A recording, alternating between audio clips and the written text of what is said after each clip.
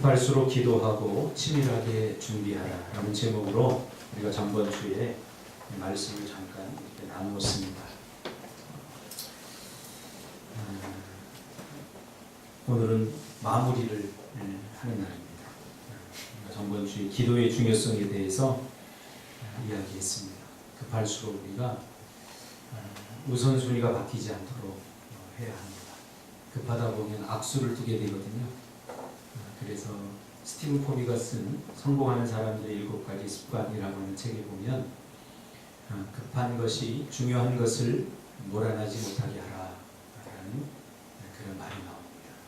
급하다 보면 급한 거 먼저 보이거든요. 그러다 보면 중요한 것들이 순수해서 밀리게 됩니다. 오늘도 우리 성가대를 보면서 제가 은혜를 받는 게 그 부분입니다.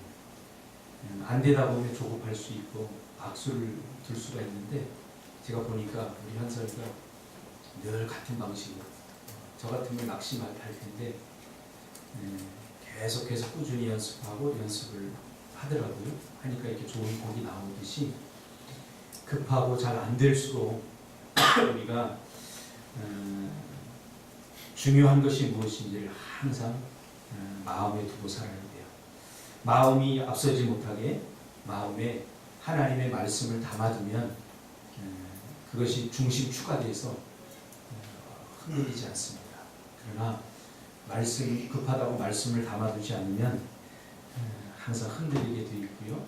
또 악수를 두게 됩니다. 먼저 해야 될 일을 나중에 하게 되고, 나중에 해도 될 일을 먼저 하는, 그래서 일이 꼬이게 되고 나중에는 풀 수 없는 그런 매듭이 되어버리죠. 그래서 우리가 무슨 일이 있어도 우리 그리스도인들이 제일 먼저 해야 될 것이 기도다.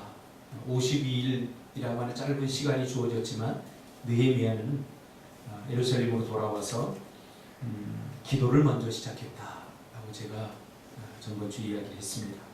기도하는 것이 굉장히 중요하죠. 제가 사실은 이번 주에 추석 명절인데 갑자기 집사람도 감기 몸살이고 저도 감기 몸살이라서 아무 데도 못 가고, 그 전에 제가 책을 좀 읽으려고 이번에 몇 권을 샀는데, 사면서도 제가 그랬어요.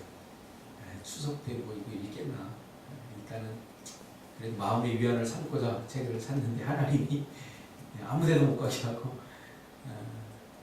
책을 읽고 아무 데도 못 갔어요. 그래서 교회에 와서 잠도 안 오더라고요. 안 가니까. 그래서 새벽에 와서 기도하고 일주일 동안 그렇게 보냈어요. 목이 좀 좋지 않아서 소리가 좀 작으니까 귀 담아 들으시길 바랍니다. 항상 기도가 중요하죠. 기도가 너무너무 중요합니다. 왜냐하면 죄로 말미암아 우리 하나님으로부터 공급되는 모든 공급이 다 끊어졌기 때문에 우리는 하나님으로부터 공급받아야 살 수 있는 인생이기 때문에, 그것이 지혜든 그것이 물질이든 관계든 모든 것이 하나님으로부터 공급되게 됩니다. 사람과의 관계도 마찬가지입니다. 하나님께 기도해야 좋은 사람 붙여주고요, 위로의 사람 붙여주고요, 힘이 되는 사람 붙여주는 거예요. 내 주변에 왜 이렇게 나를 돕는 사람들이 없을까? 원망하지 마시고 기도하시기 바랍니다. 기도하면 하나님이 위로의 사람 붙여주시고 힘이 되는 사람 붙여주시고 그렇게 되는 것입니다. 제 제자 중에 하나가 참 어렵게 살았어요. 어렵게. 제가 보기에는 참 힘들고 어렵게 살아서 제가 보기에도 안타까워. 얼굴이 부창하게 생겼는데 늘 안타까웠어요. 그런데 기도하니까 하나님이 좋은 사람 붙여줘서 지금은 그 좋은 남편 만나서 미국에서 지금 살고 있거든요. 가끔 페이스북 보면서 흐뭇해요. 그 어린 시절 초등학교 때 제가 전도했거든요. 초등학교 여름 성경학교 할 때 북치고 다니다가 아주 조그만 아이가, 한 3학년짜리 여자아이가 졸졸졸졸 따라다니 오는 거예요. 너무 이뻐가지고 제가 교회 데리고 와서 복음 전하고 이렇게 해서 교회에서 성장을 하면서 저희 어린이집 할 때 이렇게 찾아오고 이렇게 하는데, 원하지 않는 대학을 갔어요. 원래 노래를 하고 싶었는데 돈이 없으니까 레슨비가 없으니까 못하고, 그러다가 기도하니까 길이 열리더라고요. 어떤 사모님이 성악을 했는데 피아노 학원 운영하는데 그분이 이제 레슨을 해줬어요. 원래는 이제 정식 레슨은 아니죠. 시간 틈틈이 돼서 했는데 우리 성결대 성악관을 들어가서 아주 훌륭하게 이렇게 잘 크는 것을 보면서 아, 기도하면 되는구나. 그런 것들을 다 제가 깨닫게 됩니다. 이번에도 우리 태한 집사님 결혼을 준비한 모든 과정 속에 보람 집사님하고 둘이 불러다가 제가 그런 얘기를 했어요. 기도로 준비하라. 기도로 준비해야 된다. 우리 태한 집사가 다른 거 모르겠는데 기도는 참 열심히 해요. 그래서 철야 기도도 하고 금식 기도도 하고 이렇게 하면서 준비를 하더라고요. 그래서 참 이뻐요. 태연아 이쁘다. 그래서 이 결혼하는 모든 과정을 제가 지켜보니까 참 얼마나 은혜스러운지 몰라요. 은혜스럽게 잘 모든 게 되어지는 걸 보면서 다시 한번 우리의 삶에 가장 중요한 것이 기도다. 기도가 가장 먼저다 하는 것을 다시 한번 깨닫게 됩니다. 계속해서 이어서 설교하려고 합니다. 성령께서 우리가 알 길이 없는 문제를 미리 알려주시고 미리 내다볼 수 있게 하시지만 그렇다고 해서 우리가 직접 알아보지 않는 것은 무책임한 일임을 절대 잊어서는 안 됩니다. 하나님이 응답을 주셨고 하나님께서 오케이 사인을 했더라도 우리가 아무것도 하지 않는다는 것을 의미하지 않는다는 것입니다. 그럼에도 불구하고 느헤미야는 최선을 다해서 기도했다는 사실 우리가 잊어서는 안 됩니다. 내야 핸드폰 내려놓거라. 지안아 핸드폰 설교 듣는 시간이야. 머리 멋지게 다 올렸는데 설교 잘 들어야지. 목사님 쳐다보. 혹시 목사님 설교 녹음하니? 그런 거 아니지? 잘 들어봐. 그럼 뭔가 유익할 거야. 그래서 잠언 18장 13절에 보면 사연을 듣기 전에 대답하는 자는 미련하여 욕을 당한다 라는 말이 있습니다. 우선순위가 중요하다는 거죠. 이제 느헤미야는 기도를 하고 다시 응답을 받습니다. 하나님께서는 어떻게 한다고 했죠? 한 걸음씩 기도하셔요. 한 번에 100m 이렇게 점핑하지 않고 하나님께서는 한 걸음씩 기도하셔요. 그게 때로는 좀 답답하기도 해요. 아무것도 안 보이는데 앞으로 한 걸음 가라. 한 걸음 가죠. 또 한 걸음 가라. 그래서 기도하고 나서 가장 중요한 것은 순종하는 일입니다. 이 시간에 우리가 아무리 열심히 기도해도 순종하지 않으면 아무것도 이루어지지 않습니다. 오늘 느헤미야도 기도하고 나서 하나님께서 사인을 주십니다. 그러니까 느헤미야가 인도받는 그 모든 과정을 보면 우리가 어떻게 하나님께 인도받아야 되는가를 알 수가 있게 됩니다. 하나님께서 사인이 또 떨어집니다. 이제 밤중에 일어나라. 몇 사람만 데리고 가라. 그 모든 과정을 전번 주에 우리가 살펴봤습니다. 그리고 성 남서편의 골짜기 문으로 나가서 이제 동남쪽으로 코스를 잡고 용문을 지나서 오늘 분문이라고 되어 있는데 오늘날로 말하면 이 분문은 쓰레기를 버리고 온갖 오물을 버리던 그런 쓰레기장입니다. 장소는 흰놈의 골짜기라고 하는 것이죠. 저주의 골짜기입니다. 그렇죠? 그래서 분뇨라는 말이 있죠. 분뇨. 똥을 버리고 성 안에서 그 온갖 쓰레기가 나오는 거 버리는 그런 문이 따로 있었죠. 그 분문을 향합니다.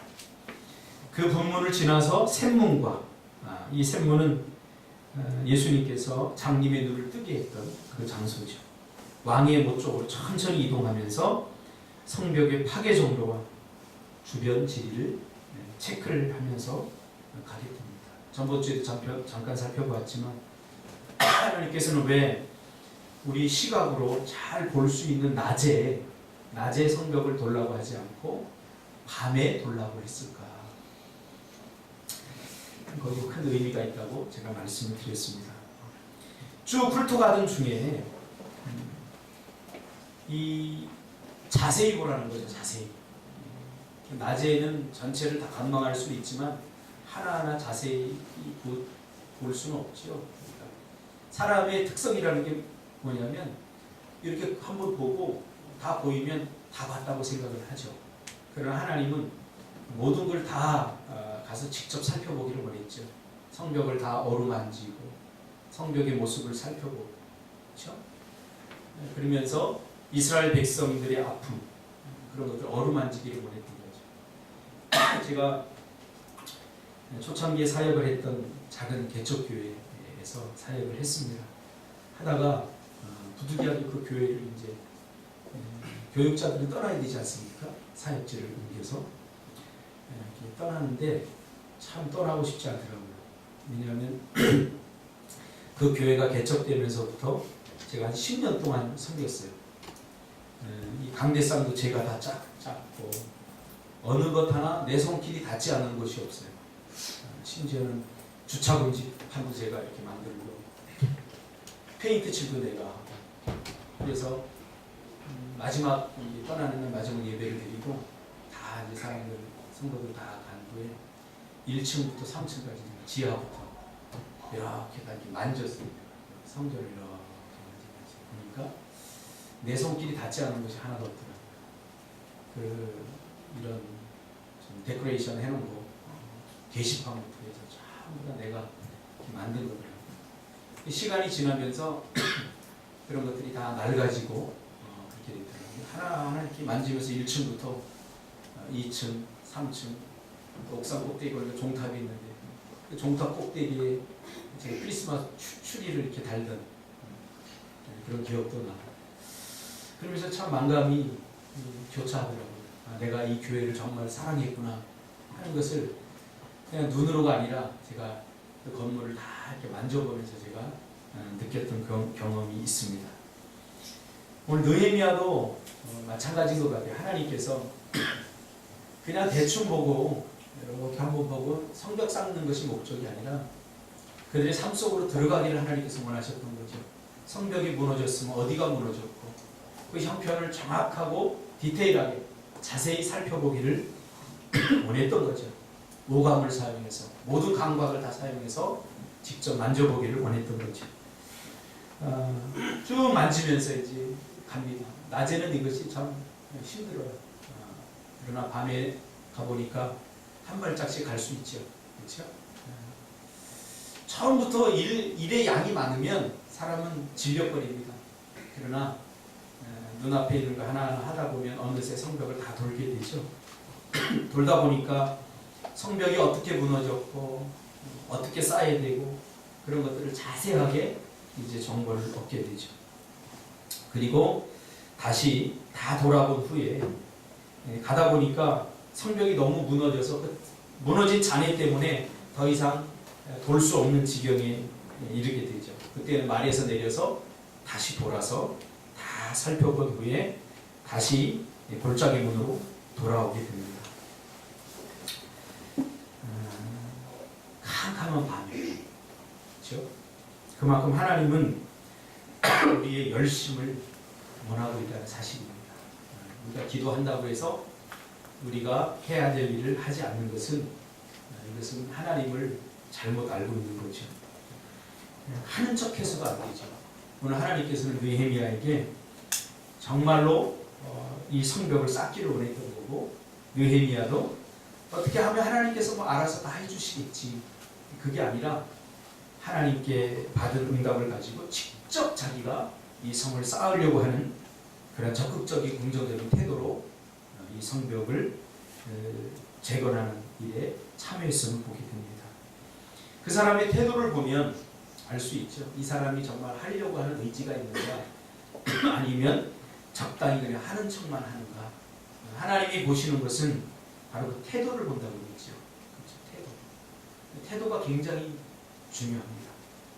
그 사람이 뭔가를 하고 있지만, 그러나 저 사람이 저게 될 것이라고 믿고 하는 건지, 아니면 그냥 어쩔 수 없어 시간 때우기를 하는 건지, 그런 것들이 다 드러난다고 했죠. 그래서 느헤미야를 보면 자기가 가지고 있는 실력과 능력은 안 되지만 이 성벽을 정말로 재건해야겠다는 강력한 의지를 우리가 엿볼 수가 있는 것입니다. 로마서 12장 11절에 보면 부지런하여 게으르지 말고 열심을 품고 주를 섬기라 이렇게 이야기하고 있습니다. 뭐를 하든 한 가지를 하는 걸 보면 그 사람이 10가지를 가늠할 수 있게 되는 것 같아요. 한 가지도 제대로 못하는 사람은 다른 것도 제대로 못합니다. 여러 가지 핑계를 대면서 나는 이래서 못해 저래서 못해 그러지만 한 가지도 제대로 못하는 사람은 나머지도 제대로 못하게 돼 있어요. 그러나 한 가지 하는 걸 보면 저 사람 뭐를 해도 하겠다. 그것을 우리가 알게 되는 거죠. 그러니까 느헤미야의 그 모든 것들을 가늠할 수 있는 척도가 바로 이 성 쌓는 걸 보면 알 수 있어요. 그 전에도 어떻게 해서 술 맡은 간호장이 되었느냐? 그냥 된 게 아니죠. 그냥 된 그의 이런 치밀하고 디테일한 그런 노력과 그리고 하나님께 매달리는 기도 이런 것들이 가능하게 했다는 것을 알 수 있지요. 우리가 하나님의 일을 하고 또 우리 인생을 살아갈 때에 믿음으로 일을 밀고 나가는 그런 코뿔소 정신도 중요합니다. 그러나 우리가 해야 할 일을 용의주도하게 계획하고 치밀하게 준비하는 것 역시 굉장히 중요합니다. 느헤미야는 자기가 감당하고 해내야 될 과제의 본질을 정확하게 알고 싶어서 세심한 주의를 기울이고 있는 것을 보게 됩니다. 그러니까 하나님께서 한 걸음씩 인도하는 것을 알 수 있죠. 성벽을 더듬기 전에는, 성벽을 살펴보기 전에는 잘 몰랐어요. 하나님께서 왜 밤에 나가라고 했는지. 그러니까 성벽에 돌 하나하나 무너진 거 만져보고 어루만져보고 그 더듬으면서 하나님께서 그 다음은 무엇을 하기를 원하는지를 그 현장에서 깨닫게 되는 거죠. 우리는 모든 것을 다 이 자리에 앉아서 다 알기를 원해요. 앉아서 알기를. 그러나 하나님의 방법은 그렇지 않아요. 일단 우리가 움직여요. 제가 개척을 할 때도 마찬가지고 미얀마 선교를 할 때도 마찬가지고 제주 선교할 때도 마찬가지고 제주도에 땅을 살 때도 마찬가지고 솔직히 말하면 저 하나님께서 왜 미얀마로 가라고 했는지 몰랐어요. 가라고 하니까 갔죠. 가보니까 그곳에서 하나님께서 들려주신 음성들이 있더라고요. 그곳에서 보게 하시고 그곳에서 듣게 하는 음성들이 있더라고요. 여기 앉아서는 평생 듣지 못할 하나님의 음성을 거기 가니까 들리고 여기서는 보이지 않았던 볼 수도 없었던 그런 모습들을 거기 가니까 보게 되더라고요. 그래서 움직여요. 느헤미야도 마찬가지죠. 기도하고 응답받았다고 다 해결된 게 아닙니다. 한 걸음씩 인도받는 것 이게 얼마나 큰 축복인지 몰라요. 우리 조급함을 내려놔야 돼요. 느헤미야는 그 성벽을 어루만지고 무너진 성벽들을 돌면서 하나님께서 무엇을 일으키기를 원하는지를 깨닫게 됐죠. 하나님은 정말 이 무너진 성벽을 일으키기를 원하는 게 하나님의 본질이 아니구나 하는 것을 깨닫게 된 거죠. 그 무너진 성벽들, 그 돌들을 이렇게 만져보면서 느헤미야는 이게 본질이 아니구나. 하나님께서 원하시는 것은 이스라엘 백성들의 무너진 마음이구나. 무너진 신앙을 일으키기를 원하시는구나 하는 거죠. 그렇죠? 무너진 성벽을 보면서 그 무너진 돌들을 보면서 느헤미야는 이스라엘 백성들의 마음의 성벽을 본 거죠. 신앙의 성벽을 보게 된 거죠. 정확히 파악하게 된 거죠. 그렇죠? 하나님께서 능력이 없어서 힘이 없어서 그 성벽 재건을 못했겠습니까? 아닙니다. 하나님은 당신의 백성들을 사용하시기 때문에 느헤미야가 하나님의 마음에 공감하기를 원했던 거예요. 하나님의 마음을 알아주기를 원했던 거죠. 그렇죠? 그래서 그 안타까운 마음으로 이스라엘 백성들을 품기를 원했던 거예요. 신앙생활하면서 우리 인생을 살면서 가장 중요한 것 중에 하나가 공감입니다. 아까 제가 시작할 때도 제가 시를 하나 읽어드렸지만 우리 사람은 본질적으로 내가 아프기 전까지는 다른 사람이 아프다는 것을 잘 이해하지 못합니다. 절대로 이해하지 못합니다. 말로는 이해할 수 있어요. 나 이해하는데 절대 이해 못합니다. 제가 경험한 바로는 그렇고요. 제가 연구한 바로도 그렇고요. 제가 책을 읽어도 나는 여기서 죽겠다고 하는데 너 참 아프겠다. 이런 그래서 위로도 여러분 잘해야 돼요. 괜한 싸구려 위로하면 오히려 더 상처를 받을 수 있어요. 그래서 때로는 그 아픔을 보고 괜한 말로 야 힘내 이런 것보다 그냥 기도해 주는 거 말없이 기도해 주는 게 더 큰 위로가 될 수가 있어요. 힘조차 없는데 힘내라고 하면 어떻게 힘낸다는 거죠. 그렇지 신준아? 잘하고 싶은데 잘하는 방법을 보는데 자꾸 잘해 힘내 그러면 짜증나죠. 짜증나. 그러니까 하나님께서 느헤미야에게 원했던 게 바로 이거예요. 공감. 지금 내 마음이 어떤 줄 아니?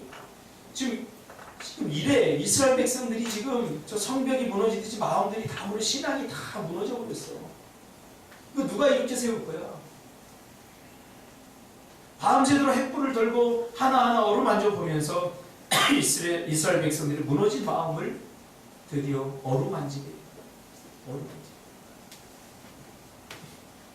지금 이스라엘 공동체의 가장 큰 문제가 뭡니까? 이스라엘 공동체 전체에 깊이 뿌리 내리고 있는 패배의식입니다. 그 패배의식이 만든 무기력입니다. 과거에 무엇인가 패배를 경험해본 사람들은 마음속에 깊은 상처가 남는데 또 패배할 것 같은 생각 그리고 이 생각이 굳어지면 그것이 무기력이 됩니다. 아무것도 해보고 싶지 않죠.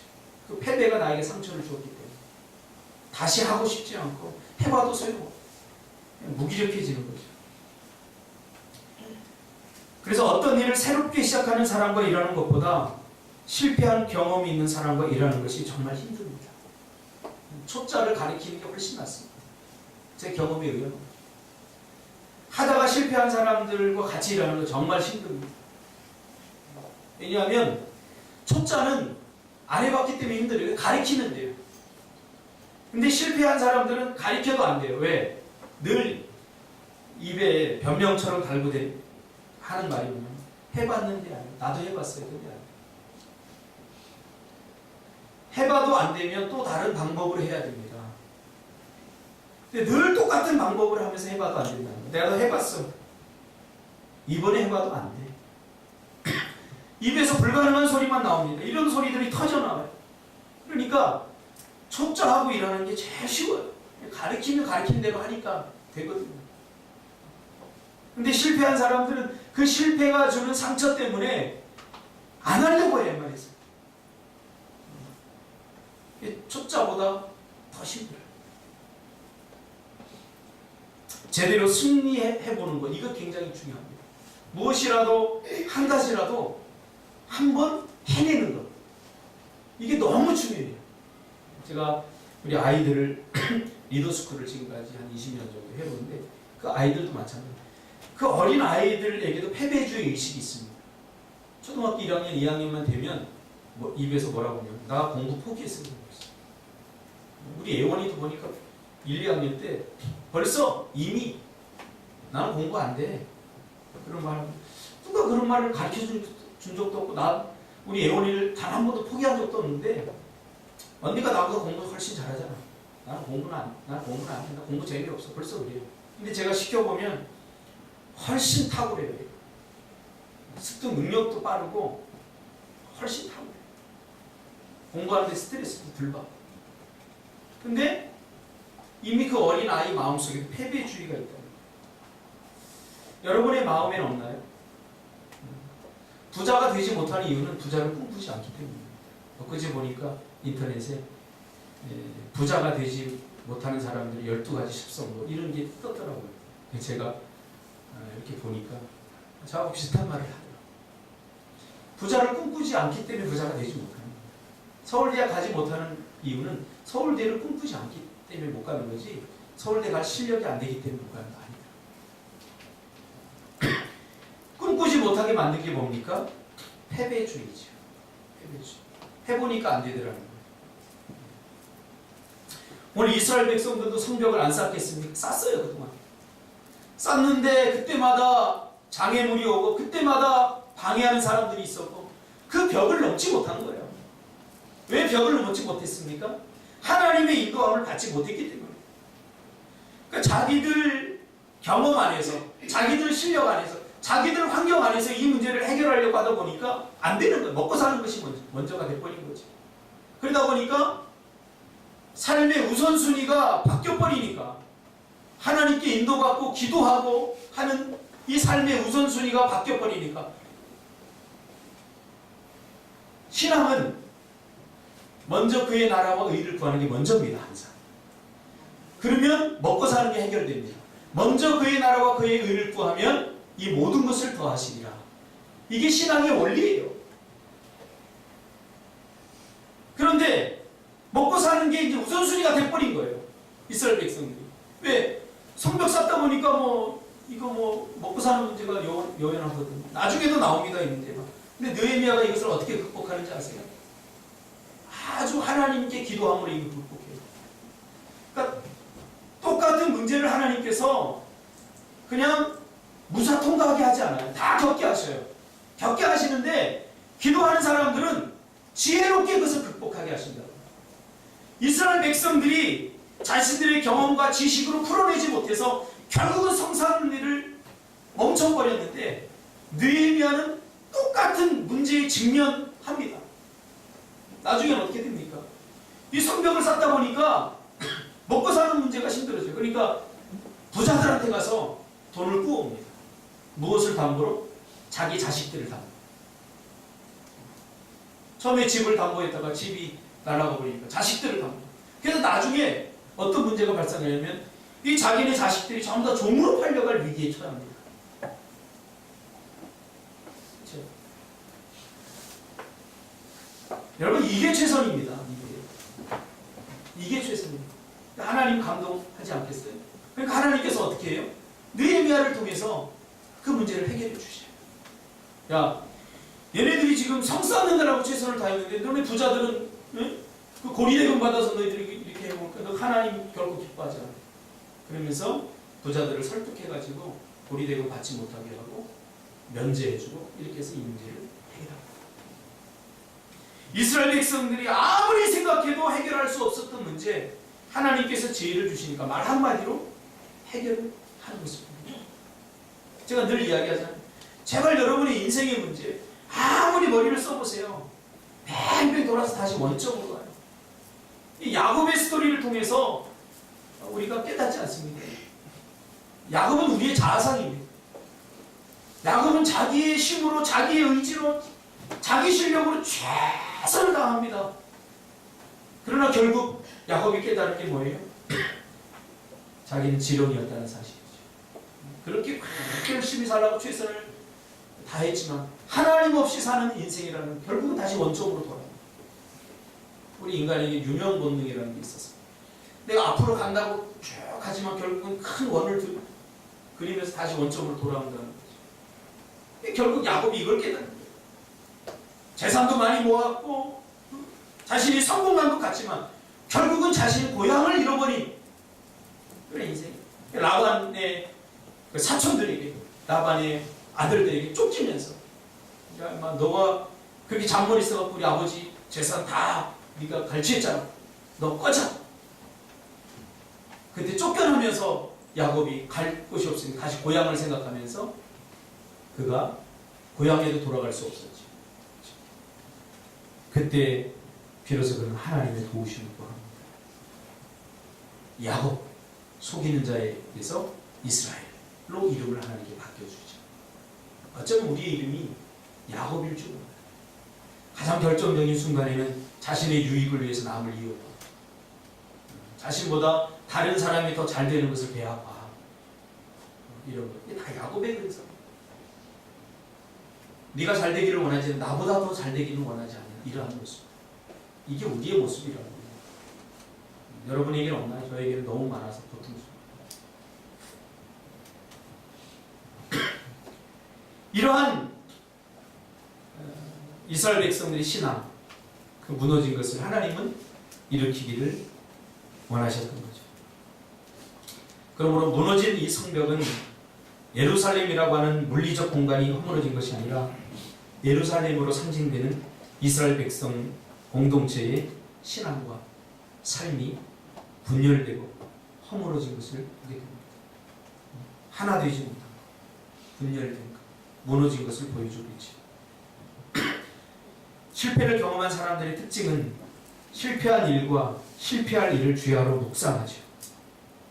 실패하지 않으려고 어떤 핑계와 변명을 대면서 뭔가를 시도하지 않고 피하고 도망간다는 거예요. 과거에 철저히 묶여버려요. 한 번 해서 안 됐던 일 다시 꺼지거나 한번 해보세요. 됩니다. 안 될 수가 없어요. 그걸로 끝나는 게 아니라 실패한 사람들 그게 상처가 돼서 이 안에 냉소와 불신으로 가득 차게 됩니다. 다른 사람들 한다는 것도 믿어주지 않고요. 냉소적인 저 이 냉대 많이 받아봤어요. 한 번은 주일학교 제가 이제 맡아서 갔는데 처음에 갈 때는 목사님 한 50명 된다고 그러더라고요. 가서 아무리 아침에 기다려봐도 50명이면 5명도 안 나와요. 그래가지고 오늘은 특별히 안 나오는 날인 것 같다. 그 다음 주 기다렸는데 그날은 3명 나와요. 더 안 나와. 물어봤어요. 왜 이렇게 안 나옵니까? 원래 그런데요. 원래라는 게 언제부터 그랬습니까? 몇 년 됐대요. 아니 출석부에는 이게 다 있는데 왜 출석부지가 정리하기 시작했더니 이미 중학생이 된 애가 주일학교 출석부에 기록이 있고 출석부 정리가 하나도 안 돼요. 근데 교사는 15명이에요. 할렐루야. 무슨 전문 학교인 줄 알아요. 전문 주일학교. 교사가 15명이에요. 주일학생은 3명.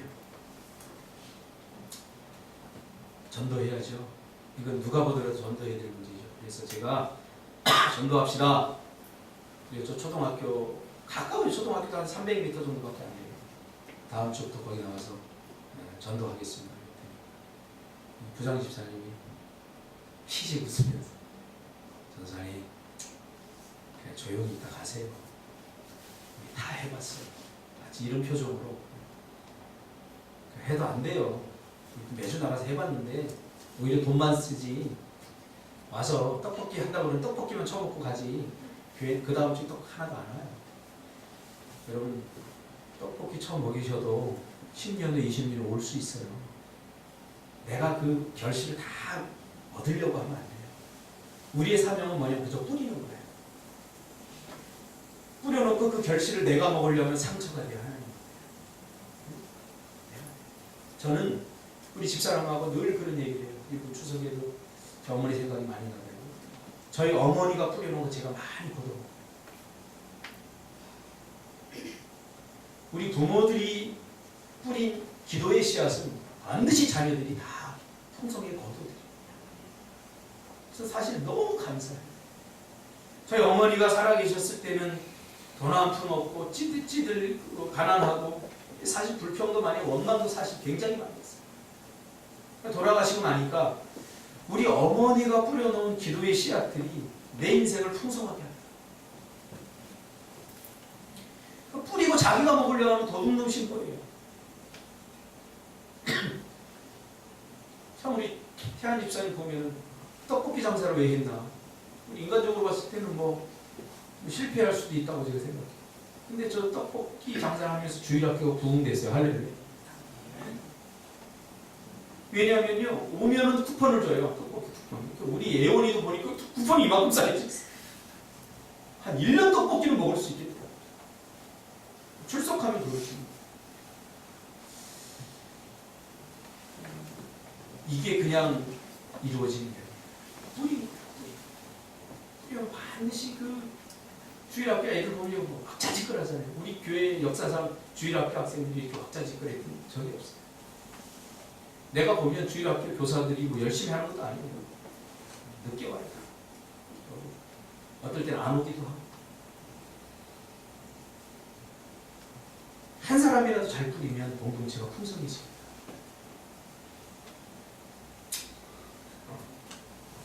안 되는 거예요. 안 한다는 거예요. 못 한다는 거예요. 근데 저 혼자 했어요. 초등학교 나왔어요. 저 혼자 했어요. 저 혼자 하면 또 이렇게 되면 좋잖아요. 봐라! 내가 하니까 되잖아. 근데 똑같아요. 3명, 5명. 근데요, 저는 전도를 하면서 말할 수 없는 하나님의 위로를 받았고 힘을 받았어요. 솔직히 그때 전에 했던 주일학교 설교가 정말로 제가 보기에도 제가 은혜 받은 중. 오죽하면 제가 주일학교 오후에 설교하면 성도들이 와가지고 뒤에 와서 설교를 듣고 같이 부흥회를 하고 있어요. 얼마나 가슴이 큽니다. 저는 주일학교로 아이들을 전도하러 갔지만 거기서 하나님이 원하셨던 것들은 저 잠들어 있는 주일학교 교사들을 깨워버렸어요. 그 하나님의 안타까운 마음 제가 알았어요. 아이들이 3명에다가 교사가 15명이나 아무것도 깨닫지 못하는 거예요. 그러니까 제가 이렇게 몸부림치면서 막 하면서 그 교사들을 향한 하나님의 마음을 제가 알았어요. 오후에는 부흥회를 했어요. 매 교사들. 그래서 같이 3명이니까 얼마나 기도하기도 좋아요. 교사가 막 3-4명씩 붙어서 하나님을 자꾸 막 뜨겁게 기도해주고. 나흘 때쯤 되니까 교사들이 슬슬 불이 붙기 시작해가지고 막 전도도 하고 그러더라고요. 그래서 그 1년 있다 이렇게 나오게 됐어요. 하나님의 뜻을 내 마음대로 하려고 하면 안 되고요. 그냥 우리는 하나님 하라는 데까지 하면 돼요. 꿈틀학교도 항상 제가 하는 이야기가 있어요. 우리 청년들한테. 내가 해야 될 몫이 있다. 그 다음 몫은 너희들 거다. 그러나 이스라엘 백성은 깊은 패배주의에 사로잡혔죠. 이 깊은 패배주의에 사로잡힌 사람들의 특징이 있어요. 아무것도 하지 않고 마치 예언이라도 하듯이 이렇게 될 거야, 저렇게 될 거야. 그 부장집사님도 저한테 그랬어요. 어느 교사가 저한테 그랬어요. 저렇게 하다가 조금 하다가 지칠 거야. 저렇게 해도 안 돼. 내가 장담하는데 3달 간다. 이렇게 장담까지 하고. 조금 저러다가 말 거야. 오늘은 다 앉아서 하려고 그래, 앉아서. 아무것도 해보자. 이 정주영 회장이 잘했던 말을 여러분 기억하죠? 해보기나 했어? 해보기나 해. 얼마나 해봐.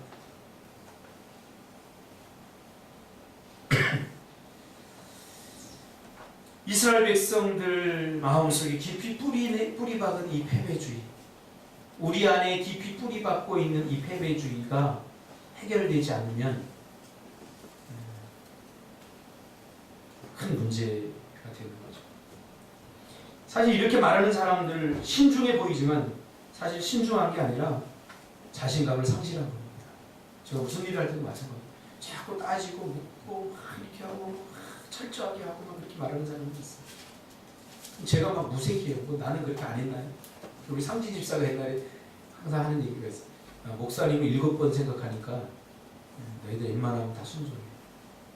그래놓고 본인은 잘 안 하더라고요.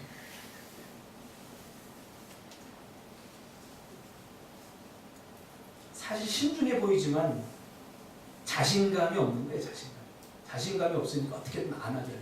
또 자신이 희생하지 않으려고 하니까 안 하려고 하는 거죠. 자신감을 상실하면 두렵고 겁이 나죠. 저도 새로운 것들을 시도할 때마다 사실 두려워요. 겁도 나요. 더 겁나는 건 뭔지 아세요? 두렵고 겁나서 아무것도 못할까 봐 그게 더 겁나요. 나중에 후회할까. 그래서 하는 거예요. 나중에 후회될까. 우리 인생 뭐 오래 삽니까? 2번 삽니까? 3번 삽니까? 딱 한 번 사는데 이거 못하면 내가 후회될 것 같아요.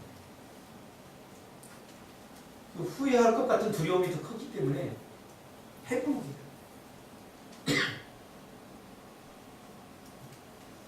이스라엘 백성들에게는 지금 그들의 패배주의적 생각을 해결해야 하는 것이 첫 번째 과제였죠. 그래서 하나님께서는 느헤미야를 보내신 거죠. 그들이 주저앉은 마음을 일으키고 왜 해야 되는지 동기를 잃어버린 그들에게 동기를 제공해 주는, 오랫동안 이스라엘 백성들은 목자 없이 지냈죠. 이런 리더가 필요하죠. 우리 교회도 이런 리더가 필요합니다. 리더는 자리가 아닙니다.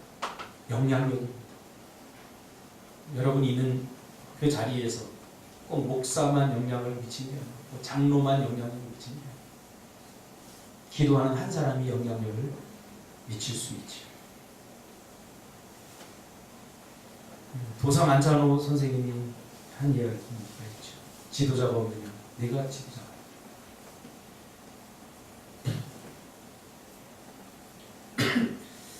느헤미야가 말합니다. 그들에게 이르기를 우리가 당한 공격은 너희도 보고 있는 거야. 예루살렘이 황폐하고 성문이 불탔으니 자, 예루살렘 성을 건축하여 다시 수치를 당하지 말자. 좋다 이거죠. 지금까지 너희가 이렇게 산 것, 무너진 성벽을 보고도 그냥 지나치고 모른 척한 것, 지금까지는 다 좋다 이거예요. 근데 계속 그렇게 살 거야 라고 묻는 거죠. 하나님은 우리의 과거를 묻지 않지만 너 계속 그렇게 살 거냐 하고, 계속 그렇게 살 겁니까? 라고 묻는 거죠. 이스라엘 백성이 어떻게 할 거예요? 이제 성벽을 느헤미야와 같이 쌓을 거야? 아니면 여전히 우리도 해봤는데 안 되더라. 얼마나 문제가 많은지 몰라. 먹고 사는 문제도 있고 또 방해하는 도비야 산발락 같은 사람도 있고, 우리가 안 해보려고 한 거 아니야. 우리도 해보려고 했어. 근데 안 되는 걸 어떻게 하고 다시 계속 주저앉아 있을 것이냐? 아니면 느헤미야와 함께 다시 한번 훌훌 털고 해볼 거냐? 하나님이 하실 일은 다 했어요. 이제 그렇잖아요. 응답 줬잖아요. 하나님이 하실 일 다 했어요. 제가 저번 주에도 얘기했잖아요. 기적이라고 하는 것은 하나님의 은혜와 인간의 최선이 만날 때 기적이 이루어집니다. 이 말은 주시는 분은 하나님이 다 주셨어요. 그걸 갖고 아무것도 안 하면 절대 기적은 일어나지 않아요. 하나님이 하실 일은 다 하셨습니다. 내가 해야 될 일 해야 됩니다.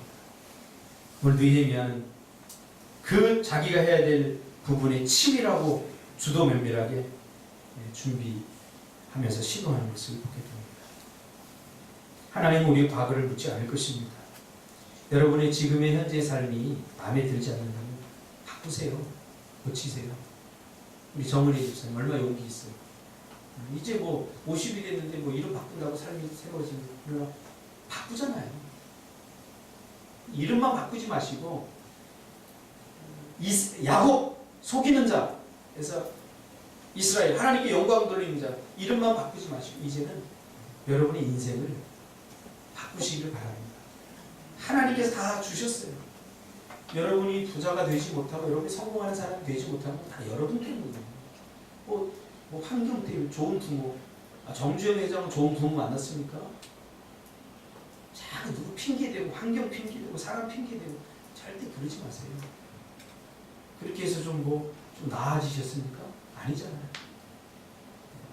하나님께서 여러분을 위해서 할 일을 다 하셨습니다. 이제 여러분이 결단하시고 여러분의 인생을 하나님이 주신 믿음으로 확장해 나가시고 재건하시고 다시 일으키시기를 주님의 이름으로 축복합니다. 기도하겠습니다.